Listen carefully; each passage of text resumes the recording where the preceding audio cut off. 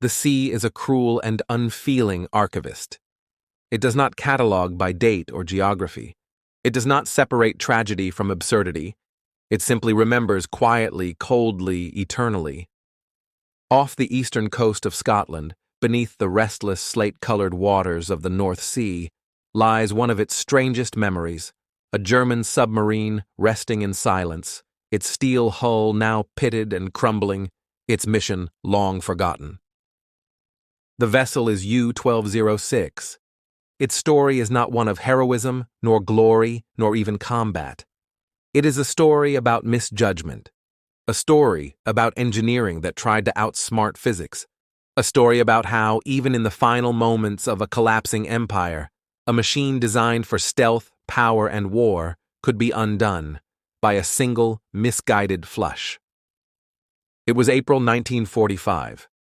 The Second World War was entering its final frantic chapter. Across Europe, the once mighty Nazi war machine was falling apart. Berlin was a smoking ruin. The Western Allies had crossed the Rhine. Soviet forces were closing in from the east. In the Atlantic, the infamous U-boat campaign, once Germany's most feared weapon, was no longer a force to be reckoned with.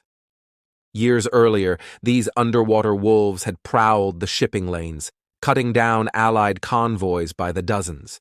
But now, with advanced sonar, radar, and coordinated air-sea patrols, the hunters had become the hunted.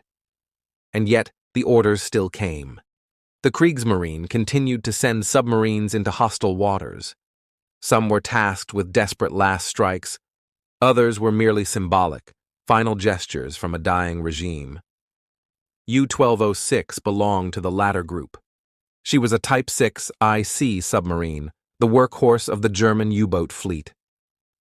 Launched in December 1943 and commissioned the following March, she was technically advanced, but not unusual. Her true notoriety wouldn't come from her design or her performance, but from what happened on her very first, and only, combat patrol. At the helm was Kapitän Lieutenant Karl Adolf Schlitt, a 27-year-old officer with limited command experience. He had taken over U-1206 in March 1945, barely a month before sailing orders arrived. Whatever idealism he had once held had likely been eroded by the reality of the war's final phase. On April 6, 1945, U-1206 departed from Kristiansand, Norway, heading west toward the British coast. She would never return. U-1206 carried all the standard armaments and gear for a boat of her class: torpedo tubes, deck guns, diesel engines for surface travel, electric motors for underwater propulsion. But nestled near the bow, behind a reinforced bulkhead, was a modern marvel of German engineering. A toilet. Not just any toilet. This was a high-pressure, deep-water latrine, part of a newer system designed to solve a critical problem: how to expel human waste from a submarine while remaining submerged. On older submarines, waste tanks had to be stored until the vessel surfaced. The smell was unbearable. Diseases spread quickly. The crew often suffered. So German engineers had developed a new system. It was brilliant, and it was dangerously complex. The toilet on U-1206 used a series of pressure lock valves, air compression systems, and disposal chambers.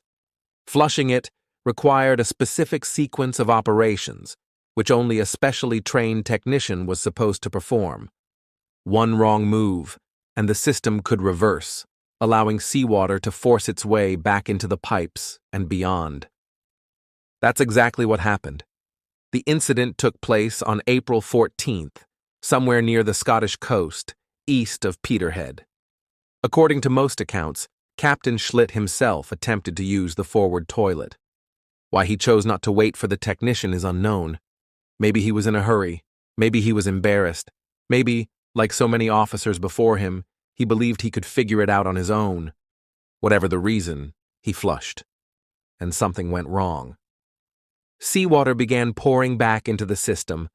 The toilet overflowed. The pipes burst open. And the worst part? Just below the latrine compartment was the battery room, a sealed area filled with lead-acid batteries that powered the submarine's electrical systems. As the salt water flooded downward, it mixed with the battery acid. The result? Chlorine gas. It was like a scene from the trenches of the First World War. The air filled with a greenish haze. The gas burned the lungs. Men began choking, coughing, clawing at their throats. Within minutes, the situation was critical. Captain Schlitt had no choice. He ordered an emergency surface. The submarine rose quickly, breaking through the waves in broad daylight, exposed to the eyes of the enemy above. The crew rushed out of the hatches, desperate for clean air, but surfacing came at a price. The Allies were watching. Whether through radar, aerial patrols, or sheer luck, British aircraft spotted U-1206 almost immediately after it surfaced. Depth charges were dropped. An attack ensued. Already disabled internally, U-1206 stood no chance. She could not dive again. Her battery systems were ruined. Her air was poisoned. Her hull was compromised. Captain Schlitt gave the order to abandon ship. The evacuation was chaotic. Men leapt overboard into the icy North Sea. Waves slammed against the hull. Some survivors made it into lifeboats. Others floated in soaked uniforms, waiting. In total, 46 of the 50 men aboard survived. 4 were lost, either in the gas, the flooding, or the water. The survivors were taken prisoner. Within 3 weeks, Germany surrendered. The war was over. The story of U-1206 became the stuff of dark humor in post-war naval circles. A submarine taken down by its own toilet? It sounded like a bad joke, an urban legend, but it was all true. In later interviews, Schlitt confirmed the sequence of events. He admitted to using the toilet himself. He blamed the engineers, the lack of training, the miscommunication, but the outcome didn't change. Decades later, in the 1970s, the wreck of U-1206 was rediscovered during an oil survey of the seabed near Peterhead. Divers visited it. Photographs were taken. The submarine lay in pieces, still recognizable, still defiant, still absurd. Today, it is protected under international law. It is a war grave, a tomb for 4 men.